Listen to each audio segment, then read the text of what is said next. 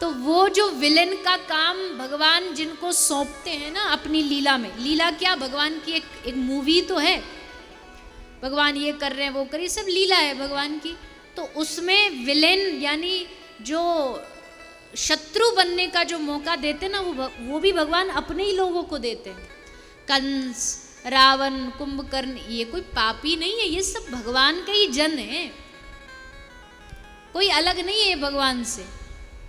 और उल्टा इन्होंने तो कितनी बड़ी कलंक अपने माथे पर लिया ताकि भगवान की लीला पूरी हो सके। तो जय विजय 3 जन्मों तक दैत्य बने हैं।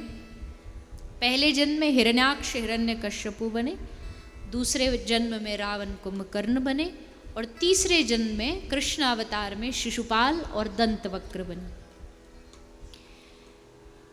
अब जो पहले अवतार पहले जन्म में जो हिरण्याक्ष और हिरण्यकश्यपु बने, इसमें एक भाई है हिरण्याक्ष। एक बार हिरण्याक्ष धरती की यात्रा, पृथ्वी ब्रह्मांड की यात्रा पर निकल पड़ा, और ब्रह्मांड में सबसे जा के कह रहा है, बड़ा शक्तिशाली था, तो सबको जा के ललकारता है, कोई मुझसे युद्ध करो, कोई मुझसे युद्ध करो, मेरे हाथ में बड़ी लड़ाई झगड़े की खुजली चल रही, मुझे लड़ना है किसी से। कई लोग नहीं होते, वो लड़ने का बहाना ही खोजते रहते हैं, बिन बात लड़ पड़ते हैं, लड़ाई हो रही 2 की, बीच में कूद जाते हैं तीसरे बन के, उनको लड़ाई की आदत होती है। तो बोला मुझे लड़ना है, मुझे लड़ना है। सब जानते थे भैया ये तो बड़ा शक्तिशाली, इससे हम तो लड़ नहीं पाएंगे, तो सब डर के छुप जाते, इसे कोई नहीं मिला लड़ने को। सामने से आ रहे थे नारद जी, इसने पूछा नारद जी ये बार वीणा बजा के नारायण नारायण गाते हो कि कुछ लड़ना भिड़ना आता आपको, लड़ोगे हमसे, हो जाए कि 1-2 हाथ। नारद जी ने मुस्कुरा के कहा कि बेटा लड़ना भिड़ना तो नहीं आता, पर लड़वाना भिड़वाना जरूर आता है, बता लड़ेगा, लड़वाएं तुझे? बोले हाँ जी बता दीजिए, आप योग्य पात्र बताइए जिसे हमने जाके लड़ ले जा। समुद्र से वराह भगवान पृथ्वी को निकाल के ला रहे हैं, तेरे बराबरी के हैं, मजा आएगा युद्ध करने में, चला जा, रोक उनको जाके।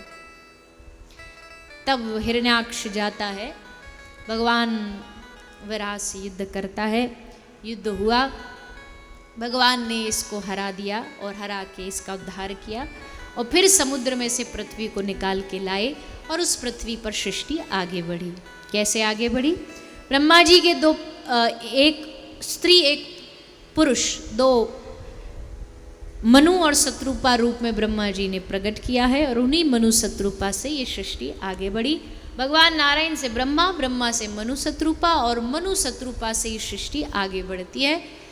मनु महाराज की 3 पुत्रियां और 2 पुत्र हैं। 5 का वर्णन श्री सुखदेव जी ने विस्तार से भागवत में किया है, पर हम संक्षेप में सुनते हुए आगे बढ़ेंगे।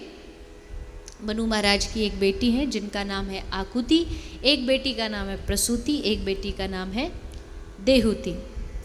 3 रानियां हैं। इन तीनों का कन्याओं का विवाह उच्च श्रेष्ठ वरों के साथ हुआ। देहुति मैया का विवाह ऋषि करदम के साथ हुआ। बहुत अद्भुत ऋषि हैं करदम ऋषि, भगवान के परम सेवक है। भगवान ने ही इनको आज्ञा दी कि आप गृहस्थ धर्म में जाइए, गृहस्थ धर्म में प्रवेश करिए, क्योंकि मैं आपके घर बालक बन के आना चाहता हूँ। तो भगवत आज्ञा के सामने इन्होंने अपना तप छोड़ करके माता देहुति से विवाह कर लिया।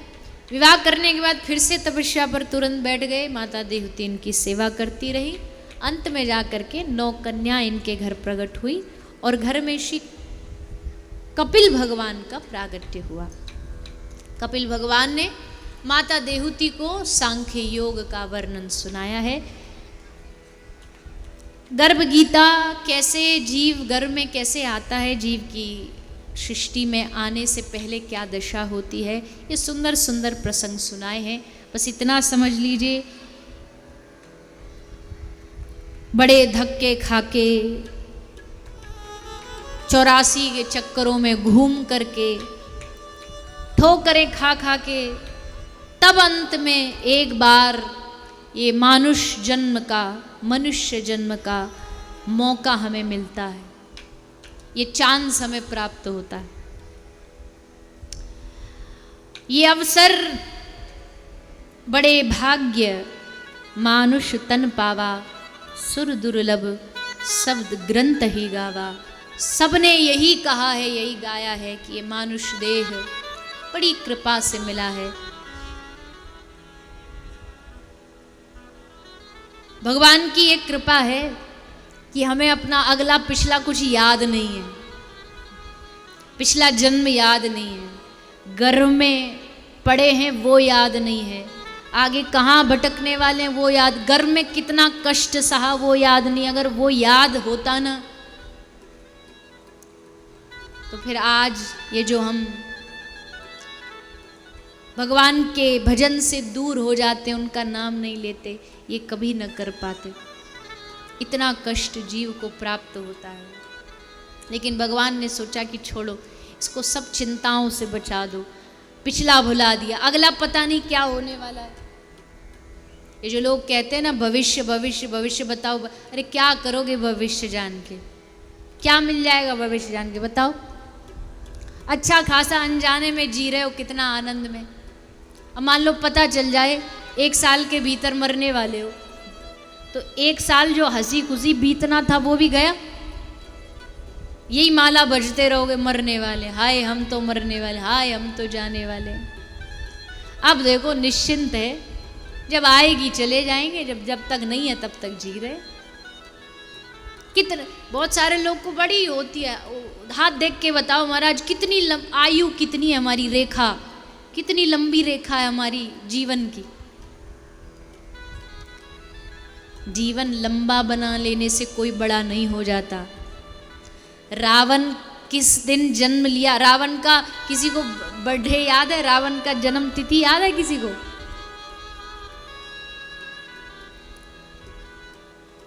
कंस का मृत्यु की तिथि याद है किसी को? नहीं, पर उन्होंने क्या किया वो सबको याद है। इसलिए जीवन लंबा बन जाए, हम लंबे जी जाएं, उससे कुछ नहीं होता। जितना जिया उतना कैसे जिया उससे फर्क पड़ता है।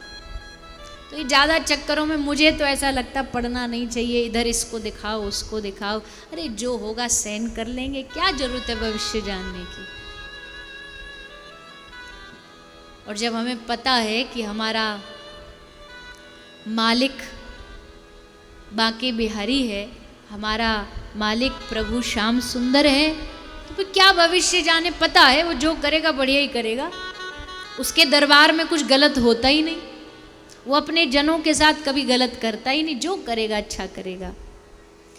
इसलिए भगवान ने ये एक नियम बना दिया कि जीव गर्भ में आता है, गर्भ में जो उसके साथ कष्ट होता है वो भूल जाता है। पर एक चीज़ नहीं भूलनी चाहिए कि जब हम गर्भ में होते हैं तो भगवान के सामने हम रोते हैं, हम भगवान से निवेदन करते हैं कि प्रभु बाहर निकालो, अब बहुत हो गया इस नरक में पड़े पड़े, 9 मास 9 महीना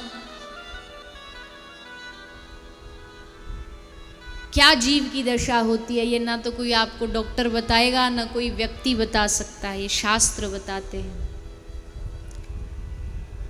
कैसे जठराग्नि जलाती है, चीखता है, चिल्लाता है, भगवान से निवेदन करता है, भगवान एक बार मौका दे दो।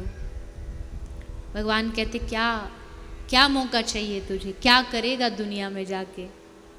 तो कहता है आपका भजन करूँगा प्रभु,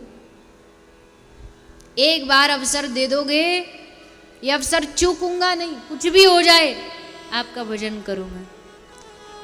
तो भगवान कहते अच्छा कर वादा, करेगा मेरा भजन? तुरंत जीव वादा कर देता है भगवान से, हाँ प्रभु एक बार अवसर दो, मैं वादा करता हूँ ये जन्म तो अब की बार तो आपको पाके ही रहूँगा। और वादा होते ही फिर भगवान जीव को दुनिया में भेज देते हैं।